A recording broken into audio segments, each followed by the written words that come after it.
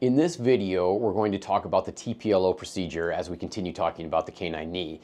The TPLO is the tibial plateau leveling osteotomy, and it's a procedure that was developed to address cruciate ligament disease in dogs. And so if we think about everything else we've talked about causing to redo on the outside what the ligament is doing, the tibial plateau leveling osteotomy is going to actually take away the need for the cruciate, and we'll talk about that in a little more detail. First, I want to talk about why I hated the procedure and was against it for the most part of my career. It's a procedure that when I was in vet school in the late 90s was still under patent by its developer, Dr. Slocum. And so it was something that only a select group of people were going to get trained in this procedure. And so oftentimes people that had done a lot of surgery. So all of the surgeons that were at Iowa State at the time I was there were trained in how to do the procedure. So we saw it quite regularly in vet school. Dr. Slocum passed away in 2000, and the patent went away on the procedure around that same time. And so in the early 2000s, anybody could kind of go and learn how to do this procedure. It wasn't quite tightly as controlled. There started to be companies outside of the original company that sold similar plates and tools and things like that. And so as a practitioner who wasn't doing surgeries, I would see cases done by people that were doing maybe a handful a month, maybe a handful a year, and I didn't feel that the outcomes were any better than the extracapsular technique that was popular that we discussed in a previous video.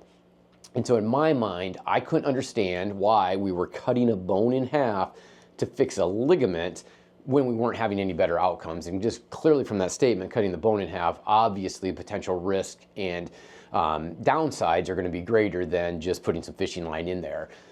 Probably about 15 years ago, I started working with a surgeon who I had gotten to know because he had done surgery on my own dogs. And he was doing quite a few of these, and he recently retired. And at the time of his retirement, he's probably done between 8,000 and 10,000 of these TPLOs. And I was noticing quite a bit of difference in his procedures than those of people that were only doing a handful of them. And so the very first dog that we ever did was actually a buddy's dog who he had an English pointer that blew out both knees and didn't tell me until in the spring. And so he really was hoping to get the dog back out in the field. And so we actually did the first leg simply to be able to get to the second leg faster than we would have had we done an extracapsular technique. The dog did so good on the first leg that he said, I want that technique in the second leg as well. And the dog was out hunting in the fall and had a great career, never missed a beat. And so it kind of changed my perception of the procedure, and I started recommending it in athletic hunting dogs over 50 pounds. Fast forward to now, it's now a procedure that we'll do in dogs that are over 12 years of age. We'll do it in dogs down to, the spaniel sized dogs. So I've recommended it in dogs down to 35 pounds. I'm a big believer in this procedure, but it's a procedure that needs to be done in the right hands, and we'll talk more about that. First though, let's talk about what the actual procedure is. So let's dive into the actual procedure. And so as we talked, we're not going to repair or replace or redo what the cruciate is doing with this particular procedure. And so when they start the procedure, they are going to go into the joint and clean up the parts causing problems. So they're going to clean up the tore ligament. They're going to examine the meniscus, and if that meniscus is tore, they're going to remove the torn part. There is some debate as to whether to do a meniscal release or not, and it's quite the can of worms when you talk to surgeons and people that do this procedure. And so one theory in Slocum's theory, who developed the procedure, was to release the meniscus, because what that's going to allow is because we're not replacing what the cruciate ligament does, it's going to decrease the likelihood of a tear in the future if that meniscus is not involved. And so the other school of thought is that by releasing the meniscus, you're going to set up more arthritis and actually cause more problems for the joint down the road. And so I have been in the camp of doing the meniscal release. And so I know it's not necessarily what a lot of the papers will show, but in my experience as I would say a non-partial observer, because I just see these post-operatively, I have not, knock on wood, with our surgeon had any issues with having to go back in to address a meniscal issue when he does the meniscal release. I also don't see those dogs go on to develop arthritis to a point that it clinically affects them. And so in my world, I feel like doing the meniscal release makes sense. And so I always come back to my own knee. And so I had my cruciate ligament repaired 20 plus years ago, I think going on 22, 23 years ago, and tore it about 25 years ago. At the time of my MRI, I had arthritis in my knee, but since my repair, I've run multiple marathons, dozens of marathons, half marathons, triathlons, done multi-100+ mile bike rides without any issues. And so I'm sure if we take an x-ray, we look at my knee, there's technically arthritis there, but it's not problematic to me. And that's been my experience with the dogs that have the meniscal release. The converse is that dogs that haven't had a meniscal release, I have had several instances of people having to go back in to inspect that meniscus and clean up and repair the damage after a TPLO surgery. And so while the studies indicate that there's probably not a perceptible difference in having to go back in, I think a lot of it goes back to surgical technique. And so I would have the discussion with your surgeon. And if there's a reason that they do the meniscal release, that's probably the route I would go. Conversely, if you have a surgeon that's very anti-meniscal release, then I'd be fine with that as well. Where I would get skeptical is that if you have, particularly, and not to cast aspersions at non-boarded surgeons, but if you have someone that's not doing these regularly and you bring up the meniscus and they fumble or they don't have an answer, then I'd be kind of concerned as to, am I in the right hands altogether? And so the meniscus is, I would leave in the hands of the surgeon and what their comfort level is. My personal experience has been, I do like the meniscal releases because I don't think we have the problems down the road that some of the studies have indicated that are a potential. They're going to close things back up. And then based on the x-rays, they're going to actually take some measurements of the angle of this tibial crest. And so we'll show some x-rays here. Basically, the normal angle that we have of the top of the tibia is going to be in that 20 to 24 ballpark, with the dog having a steeper angle being more prone to cruciate ligament tear. And so then what happens is they make a circular cut all the way through the bone and then rotate that head to basically take that angle back down to about 5 and then put a plate on there. And so instead of repairing what the ligament does or providing some sort of structure on the outside like we did with the extracapsular technique, this is actually taking away that angle, which should then, in theory, remove that drawer movement just when standing and in motion. And so, as you can see, it's an invasive procedure. And I think for so long with this procedure, we've treated it like it was just a regular occurrence. But it's probably one of the more expensive procedures that you're going to have as an owner, and it's very invasive. And because it's invasive, we need to make sure that we're aware of the potential complications and issues that can arise. And that's what we're going to talk about next. So let's talk about the good news first. The overall success rate, even reported in the literature, is oftentimes over 90% with this procedure. So really good success rate, even when we take out the variability of surgeons and just lumps overall success rate. I would argue that in the right hands, this procedure is even more effective than 90%, probably closer to 100%, although any surgeon is going to cuss me for saying that, particularly since I don't do surgeries. And so everybody's going to have complications. It's the nature of dealing with living things, but the more experience, the more successes somebody has, I think that these complication rates and the problems go down. And so what are the major complications? Thankfully, the rates for the major complications are pretty low, like in that 1 to 4%.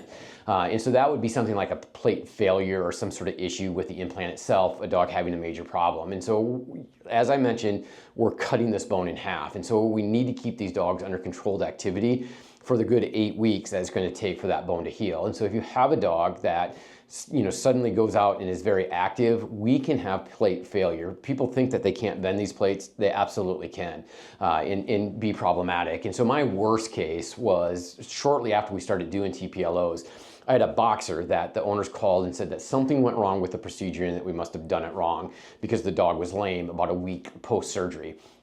When they got to the clinic, what they had failed to mention on the phone was that day that the dog had broke out of the kennel it was in their basement, ran up the stairs, broke out their deck door, ran down the stairs, and fence fought with the neighbor dog. Needless to say, I was sick to my stomach until we took x-rays of that dog to see that everything looked okay.